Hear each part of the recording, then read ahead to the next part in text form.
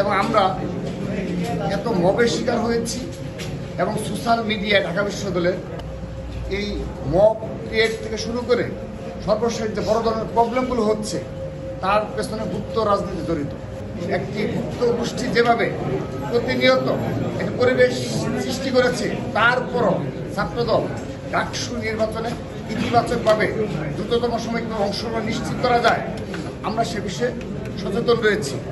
ঢাকা বিশ্ববিদ্যালয় ক্যাম্পাস, হল পর্যায়ে এবং ঢাকা বিশ্ববিদ্যালয়ের যে সামাজিক ও সাংস্কৃতিক যে সংগঠনগুলো রয়েছে সেখানে ছাত্র রাজনীতি কিভাবে চালু থাকবে এবং ছাত্র রাজনীতির ধরনটা কি হবে তার রূপরেখা প্রণয়নের জন্য সর্বশেষ যে মিটিং হয়েছিল তার আপডেট নেওয়ার জন্য আমরা আজকে এসেছিলাম।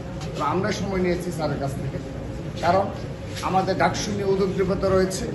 আমরা ডাকসু বিষয়ে ছাত্রদল পজিটিভ মানসিকতা নিয়ে এগিয়ে যাচ্ছি এবং আমরা এত মবের শিকার হয়েছি এবং সোশ্যাল মিডিয়ায় ঢাকা বিশ্ববিদ্যালয়ের যে সমস্যাগুলো ক্রিয়েট হয়েছে এবং একটি গুপ্ত গোষ্ঠী যেভাবে প্রতিনিয়ত একটি পরিবেশ সৃষ্টি করেছে, তারপরও ছাত্রদল ডাকসু নির্বাচনে ইতিবাচকভাবে দ্রুততম সময়ে অংশগ্রহণ নিশ্চিত করা যায়, আমরা সে বিষয়ে সচেতন রয়েছি।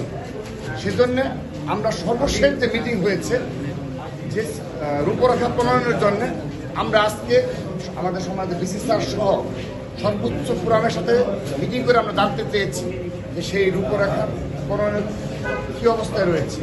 তো তারা আমাদেরকে অবহিত করেছেন যে তারা আজ একটি কমিটি ঘোষণা করছেন যে ছাত্র রাজনীতির ধরন প্রণয়নে, এটি রূপরেখা প্রণয়নে একটি কমিটি ঘোষণা করবেন কিছুক্ষণের মাঝে, তারা আমাদের অবহিত করেছে।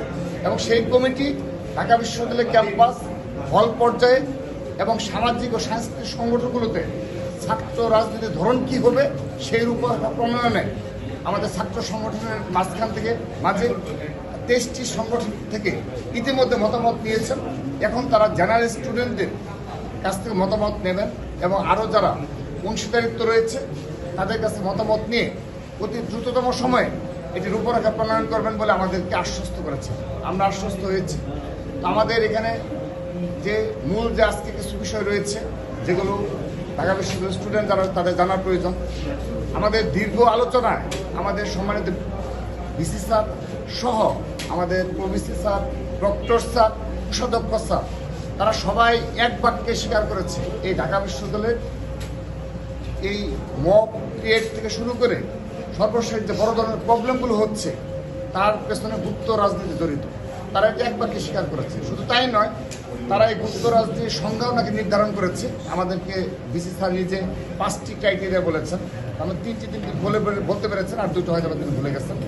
তো তার মধ্যে অন্যতম যে ধরনটা আসবে সেটি হলো, যেটি আমরা ইতিমধ্যে জানতে পারলাম আজকে মিটিংয়ের মাধ্যমে, যে ঢাকা বিশ্ববিদ্যালয়ে আর কখনো কেউ কোনো ছাত্র সংগঠন যে তাদের যে প্রাথমিক সদস্যপদ পূরণ করে যে সদস্য থাকে তাদের সবাইকে ওপেন করে দিতে হবে, যে আমার প্রাথমিক সদস্যপদ পূরণ করে এরা আমার সদস্য, আমার সংগঠনের, এটা ওপেন করতে হবে। তো এটি তারা আমাদেরকে জানিয়েছে, আমরা আশ্বস্ত হয়েছি।